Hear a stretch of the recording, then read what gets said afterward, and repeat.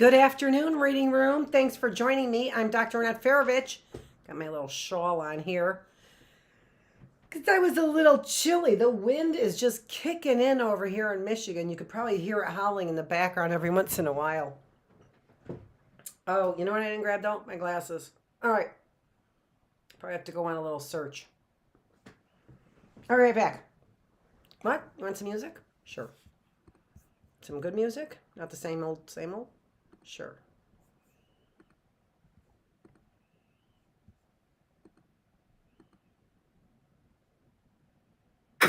Yeah? What up? We still doing this? God, you guys! Hey! Oh, sorry. Dumb thing.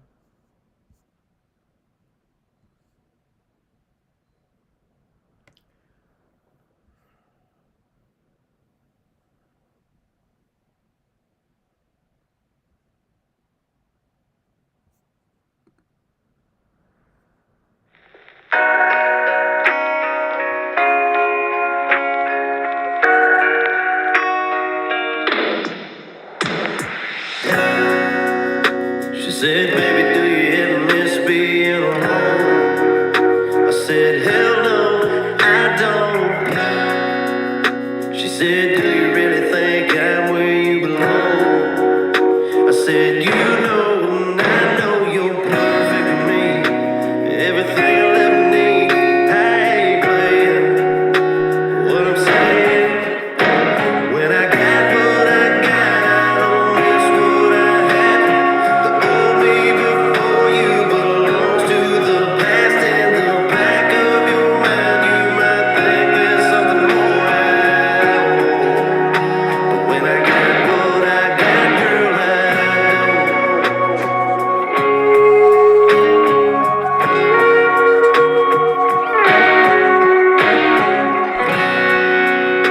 I said, baby, do you know you sound a little crazy when you're talking like that, girl? Ain't no second thoughts, no regrets, no kind of maybe. No wishing I'd turn back before you came along. I could go on and on, girl, just kiss me. You're all that I want. When I got what I got, I don't miss what I had. The old me before you belongs to the past. In the back of your mind, you might think there's something more I want. When I got what I got, girl, I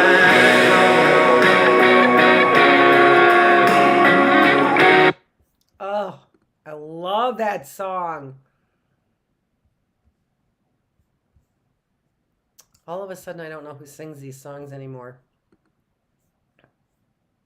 Jason Aldean. Yeah, that is, yeah, because he also sings that song that Bill Maher talks about, yeah, can't do that in a small town. Yeah, true that. True that. True that. Some things. Other things. I need a little throat exercise here.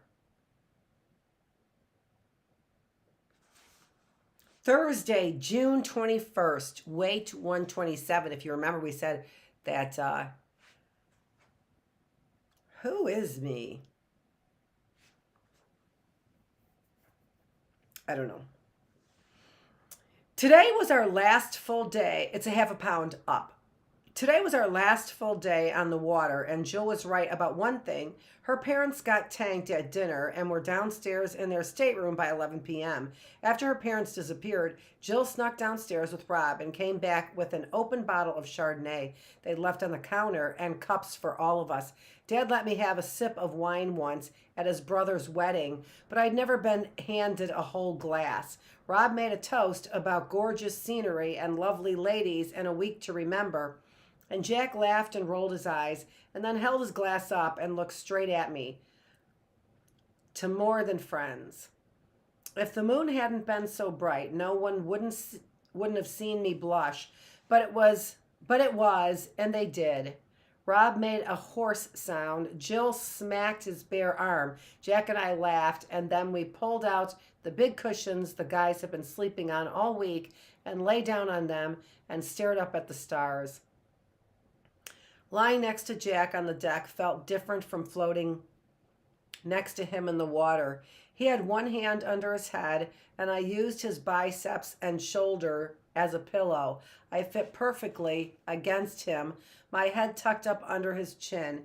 He felt so sturdy, every inch of him solid and strong. Jill was holding forth on the evils of light pollution, and I knew without looking at her that she was wearing her wide-eyed pronouncement face. Then all of a sudden she stopped yammering on mid-sentence, and I glanced over to see Rob kissing her. Jack knew what was happening without looking and groaned that they should get a room. Jill giggled and Rob said gladly, and they went below decks, leaving Jack and me with the sound of the water against the boat.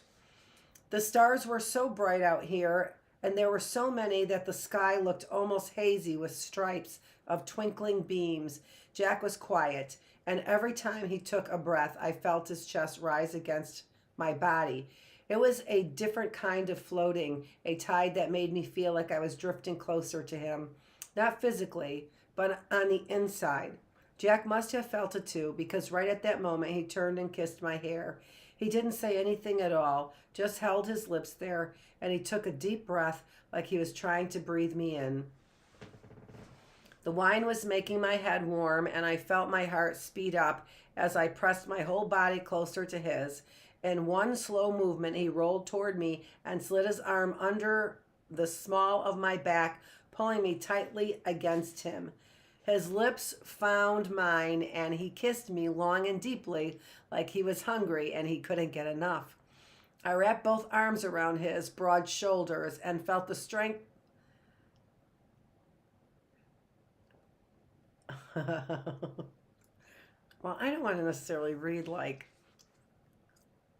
it is whatever, reading room. As I felt the strength of his whole body close to me. I felt so safe, tucked beneath him, his thick arm wrapped around me, holding on to me like he was drowning in the warmth of my breath, and I was the only thing that would keep him afloat. I slid my hands under the hem of his tank top and let my fingers wander up the knots of muscle in his back and shoulders. I hope this is like a kid's book. I thought it was a kid's book.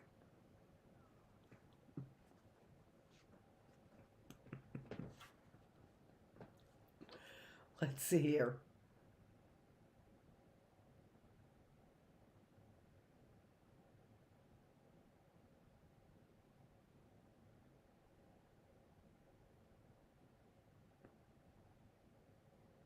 Right at that second, we heard Jill and Rob laughing on the stairs. Jack moved back up for a quick kiss on the forehead and whispered one word in my ear. Damn. He looked at me with the sweetest smile, his eyes on fire, his cheeks flushed. I winked at him and whispered, to be continued. Rob had brought up another half-full bottle of white wine, and we all lay on the cushions laughing and talking and staring at the stars. We must have drifted off to sleep because at some point Jill was shaking my shoulder and whispering that we had to get back downstairs before her mom got up. The light was gray and purple over the cliffs as I slipped out from underneath Jack's arm and tiptoed back below decks to the room I shared with Jill. She fell asleep as soon as we were between the sheets, but I couldn't think about anything but writing all of this down. I have to try to organize what is going on in my head and inside my heart. I've never kissed a boy like that before. Mom is always saying I have to keep my head on my shoulders and keep boys' hands off to the side. I guess I've always been afraid of not knowing what would happen if a guy actually did touch me like that. There's something about Jack, something I can see in his eyes and hear in his voice and feel in his touch that I know will never hurt me. I wasn't afraid of having him touch me, only that I wouldn't be good enough somehow. And after what happened last night, I'm pretty sure that isn't an issue. Jill is lying here snoring a little bit and drooling on her pillow a lot, and I'm scribbling in this food diary like a crazy person. I can't even think about closing my eyes. I have this floaty feeling just beneath my chin, almost like a bubble of pure happiness and excitement mixed with that feeling when you go over the first drop of a roller coaster. I'm not sure I'd call it love. I don't think I've ever been in love before. That word seems so serious. Maybe this is what Jill means when she says she's in lust with Rob, but I feel like this isn't just about Jack having a hot body or being turned on by him. I think this feeling is probably a crush. It's been growing inside me since that day at the pool when I first saw Jack as something different from my best friend's brother. It's a feeling that's grown a lot during this week on the boat. It's a feeling I think could grow into love. I just heard Jill's mom start coffee in the kitchen. We're headed back to the marina this morning. The boat has to be returned by noon, and then we are driving back home this afternoon. Ugh, home. I barely thought about mom and dad and the whole situation since I got here. It makes my stomach hurt. I wonder if mom is still crying a lot. You know what? I'm not going to start thinking about it now. I've got one last whole day with Jack, and I'm not going to let myself waste it worrying about how my mom feels. I'm also not going to let Rob sit next to Jack on the way home. Sunday, June 24th. Wait 126. Two things were waiting for me when I arrived at home. One, a shiny new hybrid SUV from my father with more luxury options than I have ever seen on one automobile in my entire life. Yeah, that part's not me. Number two, a shiny-headed, nearly comatose mother asleep on the couch. I don't think she washed her hair the entire time I was away. She barely moved when I came in the door, except when I asked her where the SUV came from. Mom, your father. Me, why? Mom, pointing. Note on the counter. That wasn't me either. This isn't me either. I found a card on the counter next to a key fob that looked like it might power a spaceship or hold the digital data of a blueprint for the colonization of Mars. In my father's square script were the words, Want you to be safe on the roads. I know this won't fix things. Maybe it will help. I love you, Dad. I stood and stared at the key ring for a full 5 minutes. The TV was ablaze with a drag queen spatter painting a bedroom wall, and Mom was staring at it glassy-eyed, not really seeing it. I crumpled the card and tossed it into the recycling bin, then slipped the key into my pocket and dragged my bags upstairs. Jack and I sat in the back seat together all the way home.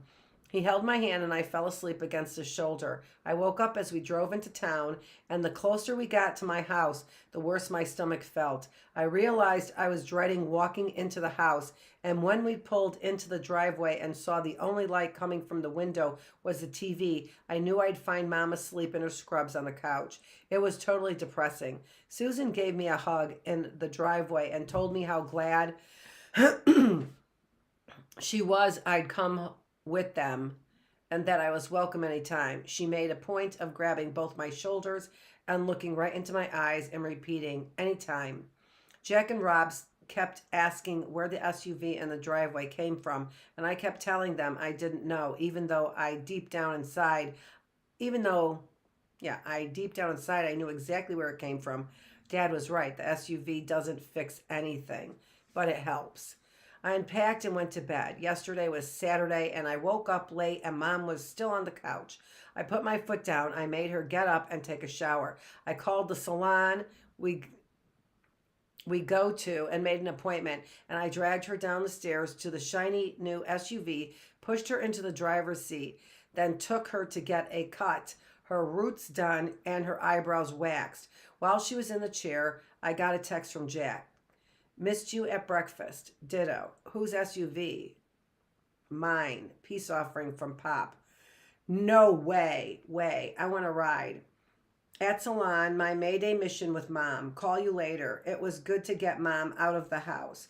She looked better on the outside after our salon trip and a salad at Lulu's Cafe across the street. She didn't feel any better on the inside, though. I tried to cheer her up by doing a school report worthy rundown of my vacation.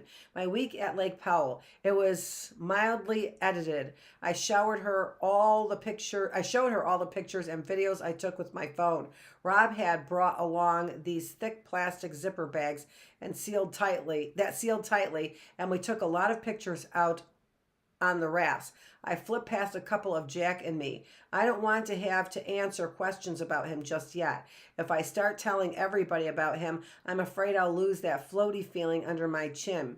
I want to keep it all to myself right now.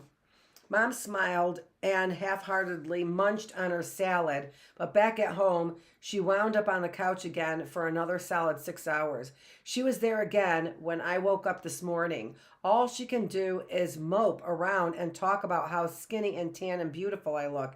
It makes me feel sort of frantic on the inside because I want to do something about this. It seems she was doing okay with the whole divorce thing when I left. Now she appears to be falling apart. I know this is a crappy thing to say about your own mom, but all I could think when I walked in the door on Friday night and saw her sleeping on the couch with greasy hair and dirty scrubs was that Susan would never let herself look like that, ever. She'd go to the guillotine and tailored matching separates, and her final request would be that someone blot the oil off her forehead so she wouldn't be shiny when she went to meet her maker. I guess everybody is different. I'm really glad I had that moment in the kitchen on the boat with the donut. It wasn't very fun at the time, but coming back and seeing Mom in this state makes me think it was a good wake-up call when Susan caught me sneaking food. That's how it starts, I think. First you sneak a donut, then it's a pint of ice cream, then you're 15 pounds overweight and your husband is taking somebody else to Korean barbecue. Monday, June 25th, weight 126.5. When Vanessa and Jeff showed up to run this morning, they acted like they hadn't seen me since the Paleolithic period. Both of them talked at the same time while we did warm-up stretches. Finally, I just started running because I had to get them winded so only one of them could talk at a time. I thought my run would be horrible because I'd been on the boat for a week, but I think my body actually needed the rest because it felt great to stretch my legs. We decided to time ourselves on a 5-mile run, and I couldn't believe it, but I beat Vanessa. I shaved almost a whole minute off my time. They started talking over each other again. Vanessa, did you eat anything on the boat? Me, what? Yes. Jeff, your run was awesome and you look great. Vanessa, I can't believe it. How'd you manage to lose a couple pounds? You were floating around all day while I was running my butt off. Jeff, lighter equals faster. Of course, that's when Vanessa reminded me we'd have to turn in our printouts from CalorTrack this week at practice. I just looked through my printouts and the numbers are really low. I was kind of surprised at how little Jill and I actually ate. The thing is, I still feel good. Plus, my run today was great. I'll just tell Coach that I cut back because I wasn't running. If she doesn't buy it, I guess I can tell her I'm still not feeling well after the split and everything. If I run as well on Thursday as I did today, she might not be worried about it at all. Wednesday, June 27th, weight 126. Mom was working tonight and Jill called me to see if I wanted to go shopping with her. Jack came into her room while we were talking and this is what I heard. Jill, what? Jack, let me talk to her. Jill, what? No, you also own a cell phone. Call her yourself. Jack, I already did. Jill, God, you're hopeless. Jill, I've been telling my brother he can't call and text you every 5 minutes or he'll scare you off. I told him he needs to play it cool. I don't think he really understands the concept. I was laughing and I felt my cheeks get warm. Jack and I have been texting like crazy since we got back, and yesterday I drove by in my SUV and took him and Jill for a ride. Since my mom is working most nights or comatose in front of the TV, I've been going to bed and talking to him before I go to sleep. I've been sitting on my hands trying not to call him to let him make the first move, but it was hard. This feeling I have is more like a roller coaster and less like extreme happiness. Sometimes I think if I don't kiss him again soon, I might disappear in a little puff of white smoke. It made me relieved to know that he was having a hard time not calling and texting more too. Jill, how did this happen? Me, what? Jill, you and Jack. Me, I don't know. I just saw him at the pool that day. Jill, I knew it. Me laughing, what? We were asking down the hill toward the car outside the swim club, and I turned around and find Rob. We were walking down the hill toward the car outside the swim club, and I turned around to find Rob. You had your eyes glued to Jack. You didn't even hear me when I asked if you wanted to ride with me or Jeff and Vanessa. You just followed us down the hill and climbed into the car with us. It was true. She was right. That day had changed everything. Me, Jack and Jill went down the hill. Jill, and you came tumbling after. Me, laughing. Something like that. Jill, you're the worst. You don't even deny it. Me, why should I? Jill, my best friend has the hots for my brother. It goes against the natural order of things. I could hear her smiling when she said it. Me, does that mean I have to choose between you? Between you? Not if you'll come to the store with me. She's on her way to pick me up now. I thought she wanted to go to the mall, but she wants to go to the Whole Foods. She's got big plans for the next phase of our slim down, which apparently includes a lot of sugar-free gelatin desserts, organic brown rice cakes, dark leafy greens, and hard-boiled egg whites. It sounds awful. Jack just texted, come by, Jill drops you off. Want to show you? Come by before Jill drops you off. Want to show you something. I think I will. Maybe not having dad at home at nights while mom is working isn't such a bad idea.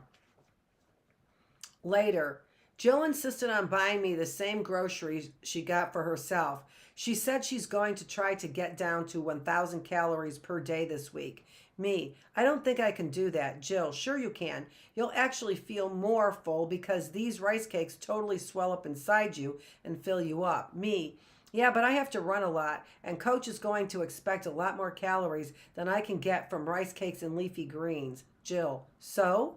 Just enter extra food. Just because you put it in the app doesn't mean you have to eat it. This hadn't crossed my mind before. I really like Coach Perkins. She'd been so understanding about the whole thing with my dad. I don't really want to lie to her, but my time did get a lot better after I lost a couple pounds. Plus, I know Jill likes having a friend to do this with. Me, maybe I can just stay at 1,200 calories. Jill, whatever you can do will help. I mean, you saw the way Jack has gotten hooked on you over the last couple of weeks. What you're doing is working. I wouldn't stop now if I were you. We pulled into her driveway and Jack was waiting on the steps. He had this little smirk on his face. Jill took her bag of groceries in and said she was giving us 10 minutes and then she was coming back out, so we'd better not be steaming up the windows when she did. Jack grabbed my hand and led me around the house through the side gate and into my backyard. My heart was racing the minute he touched my hand. Their backyard has always looked like one of those yards you see on TV shows. The grass around their pool is always perfect and green, and Jack led me down to the double porch swing that hangs at one end of the pergola near the fire pit. That's what that was called this morning, a pergola. He held the swing still while I sat down on it. Then he sat next to me and pushed us with his long legs. I'd been a little nervous when he pulled me into the backyard. For some reason, my mind filled up with the idea that maybe he wanted to make out some more, go further this time. It's crazy what my brain can conjure up when left to its own devices. I had a horrible flash of his dad coming out onto the back steps and finding us partially naked, me scrambling for my bra. I opened my mouth to say something, but he said, "Shh," and pointed up to a giant round moon that was hanging low in the sky. I hadn't noticed it was full until that moment. He squeezed my hand, and the two of us just sat and stared up at the moon in silence. As the swing slowed down, my heart sped up, and I felt that thickness in the air again, me whispering, "Is this what you wanted to show me?" He nodded, then turned and looked at me. He slid one arm around my shoulders over the back of the swing, then reached up with his other hand and pulled my chin toward his. He kissed me once, lightly on the lips. "Jack, come on, let's go say hi to my mom. She won't stop asking me about you." Me, "You showed her that picture on the raft, didn't you?" Jack, "How'd you know?" Me, "Because I knew my mom would never let that one go." He laughed, and my heart jumped at the light in his eyes and the cleft in his chin. Jack is the kind of guy I never had to worry about. This is the boy who wants me to come in and talk to his mom. He's the boy who wants to show me the moon. Thursday, June 28th, 125.5. Vanessa is starting to get on my nerves. Ever since Jill and I got back from Lake Powell, she's been asking lots of questions, which is not abnormal or anything, just that they have all been on a single subject, eating. Are you eating enough? How many calories did you have? Can you see your calorie track printouts? Ever since we ran on Monday, I have had a better 5-mile time than she did. She's been all over it.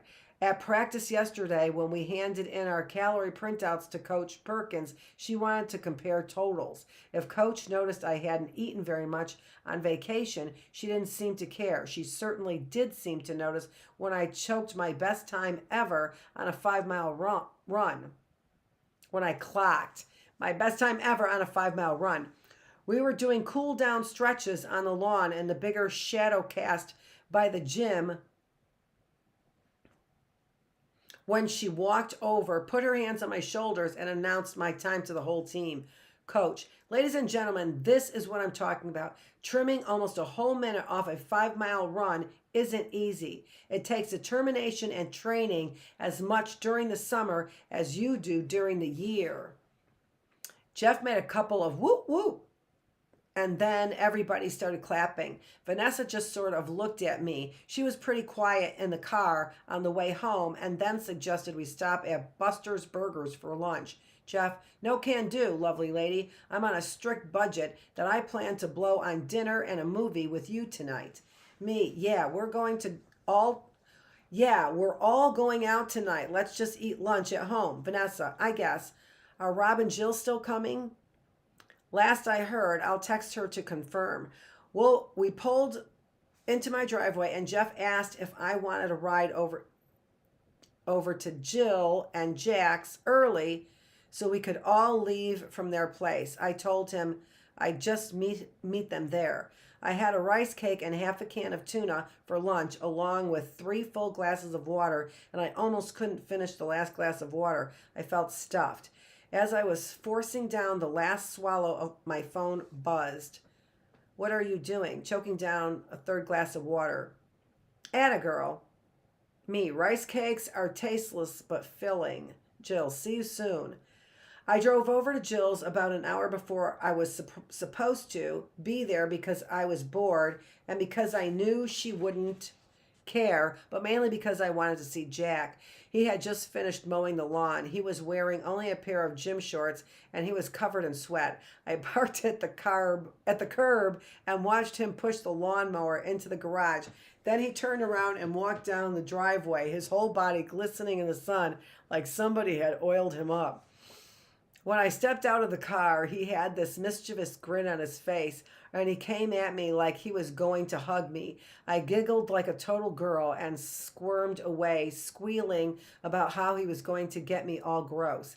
Get me all gross? It's like I'm such a 6th grade, like I'm in 6th grade again. But you know what? I don't care. Jack makes me laugh. We went inside and I talked to Susan for a second. She said I looked fantastic and I felt really great about my outfit.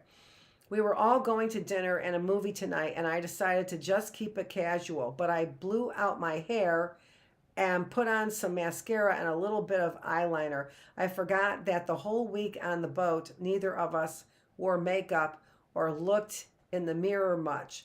So it was probably shocking for Susan to see me with eyelashes. Mine are so light that unless I put on mascara, they will disappear. Jill called down to me from upstairs, and I followed Jack up the hallway where her room is.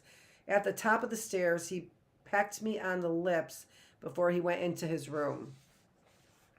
Jack, gonna hit the showers. Me, do more than hit it. Go ahead and get into it. Use a little soap. Jack, smiling. Want to come with? Me, don't make me regret organizing a triple date night. Jack, this is a date, huh? Me, that's it. I'm leaving. He grabbed my hand, held it up to his mouth, and kissed it while he stared into my eyes. I almost fell down. His gaze makes my knees weak. We both realized that Jill had come to the door of her room when she cleared her throat, and we jumped and turned. Jill, thank you for that visual. It's as if there is a Disney movie happening in my hallway, and Jack is very sweaty, and I think I can smell him from here. Jack ran down the hall toward her with his arm raised, shouting at her to get a good whiff while she ran shrieking into her bedroom and slammed the door. I was laughing when he passed me in the hall and paused. You look beautiful tonight. Me, you're not so bad looking yourself. Jack, and in a minute I'll smell good enough to eat. Me, hurry up, I'm hungry. He winked and headed into his bedroom. I watched him go, then sighed and walked down the hall to Jill's room. I watched her try on 14 different tops and t-shirts of a startling variety. She finally settled on the first one she had modeled for me some 20 minutes prior, then spent another 5 minutes picking out summer sweaters for both of us. We live in a place where summers are hot and dry, but even though it's still in the 80s after the sun goes down. Jill has an intense fear of being too cold in movie theaters. By the time she'd chosen outfit appropriate sweaters for each of us, Jeff and Vanessa were in the driveway. At dinner, Vanessa was on a mission about food. Is that all you're ordering? You ran like 20 miles this week. Just a salad? You didn't even finish it all. Her obsession with what I was eating was so pointed, even the guys started noticing her comments. Jeff looked really uncomfortable, and Rob smirked as he asked if she'd like to cook for us all next time. That way she could make sure we were all eating the right thing. Jill finally silenced her with an icy gaze and a firm tone while explaining that she and I were saving room for treats during the movie. This made Vanessa stop commenting, but also made her stop talking, and the rest of dinner was very strange. I saw Jeff slip his arm around her and squeeze her shoulder, and suddenly I felt really guilty. I could still sense Vanessa's eyes on me every time I took a bite, and again when I told the waiter he could take my plate. Thankfully, Vanessa and Jeff had driven separately, and I'd been elected earlier by a show of hands to drive. Rob, Jill, and Jack in my new car. That heady smell of new interior leather filled our nostrils while Jack opened the sunroof and played DJ with my phone, which is synced via Bluetooth to the stereo system. By the time we arrived at the theater, the weirdness with Vanessa had been momentarily forgotten, and when we met her and Jeff at the ticket counter, she came with Jill and me to the bathroom where we touched up lip gloss while Jack, Rob, and Jeff got tickets. Jill and Vanessa and I stood in the front of the mirror for a minute and laughed as Vanessa wondered aloud about the movie. How we'd gotten ourselves roped into seeing a blockbuster about killer alien robots distinguishing themselves as United Congressmen, and the heroic Capitol Hill page who uncovers their plot to take over the planet. I'll never be quite sure, but I have a feeling Rob's calves, Jack's eyes, and Jeff's grin had something to do with it. Somehow the tension from dinner melted away in the bathroom, and I thought maybe we'd get through the night without any more weirdness about calorie counting from Vanessa. Then we met the guys in line for concessions. Rob and Jack ordered popcorn and large Cokes. The cups were so gigantic they appeared to be small barrels with straws. Rob wanted black licorice bites, and Jill told him that he should under no circumstances expect her to kiss him if he ate black licorice bites all night. So he settled for goobers. He also told Jill that she was a goober, which she said was disgusting, and then asked if she wanted anything. Jill and I had agreed to get a bottle of water because she had rice cakes in her purse for us to munch on. So we both got out water and the guys balanced gigantic buckets of popcorn. I should note that Jill carries an enormous designer purse she received from her mother for Christmas last year. In addition to being very stylish, it is large enough to hold a bicycle and still carry an immense amount of personal belongings. When we got to our seats, Jill opened her purse and pulled out a couple of rice cakes in a baggie and our stylish summer sweaters, handing one of each to me. Vanessa was sitting on the other side of Jack next to Jeff eating popcorn and made a noise like a car backfiring. Jill, what? Those are your treats? These are the aforementioned treats. Do they not meet with your approval of treat police? Vanessa just looked at me and shook her head. Mercifully, at the moment, the lights were down and the previews started. Jack leaned over and whispered in my ear. Jack, what's up with her? Me, she thinks we're not eating enough. He held out the popcorn bucket, me laughing. No, I want a junior mint. Jack grabbed the box before I could reach for it and placed it protectively on the other side of the popcorn. Jack, no, we can't open the candy until the actual movie starts. Me, says who? Jack, it's my movie, candy rules. Otherwise, it's all gone before the movie starts. Jill, not whispering. Shh.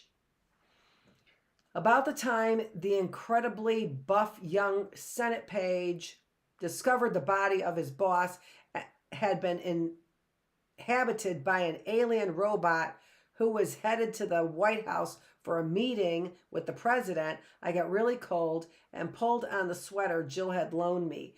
Jack folded up the armrest between us and I snuggled into him. He put his left arm around me and I could feel his heart beating in his chest against my shoulder.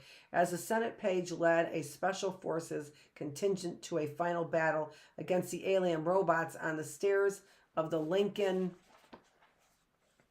Memorial, he was wearing only a white tank top that had been revealed when his suit and tie were blown off in an explosion. Instead of rolling my eyes, I smiled to myself, sitting there with Jack, feeling the rise and fall of his chest, the warmth of his arm around me. I felt like I was starring in my own movie, and nothing could wipe the smile off my face. Afterward, we all went back to Jack and Jill's, where Susan and James were polishing off a bottle of wine and insisted we all come in. Jill pulled a container of sugar-free gelatin out of the fridge while James scooped massive bowls of ice cream. The Jell-O was strawberry flavored and Jill had cut it into star shapes with the cookie cutter. It was cold and delicious and best of all, calorie-free. We all went outside to the backyard, and while Rob and Jack ate ice cream and debated baseball standings with Jeff, I kicked off my sandals and sat down on the edge of the pool with my bowl of strawberry stars. The water felt cool, then warm against my legs. Vanessa came over and joined me, rolling up her jeans, then sitting next to me with her bowl of chocolate ice cream. She told me she was sorry about earlier and that she was worried that I wasn't going to get enough calories for the week. I told her not to worry, that I was keeping track of it. I said that I eat like a horse at home during the day and was just trying not to eat as much around Jill because she's working so hard on her ballet body. I told her everything she wanted to hear, and when Jeff looked at his watch and said he had to get home, Vanessa gave me a hug and all was forgiven. I finished my Jell-O, but it didn't taste as good as it had before. Vanessa sat down. Maybe it was because her chocolate ice cream looked so delicious, or maybe it was because I just lied to my friend. I am keeping track of it. That part was true. I took my bowl back into the kitchen and laid Jill's sweater on the counter. Then she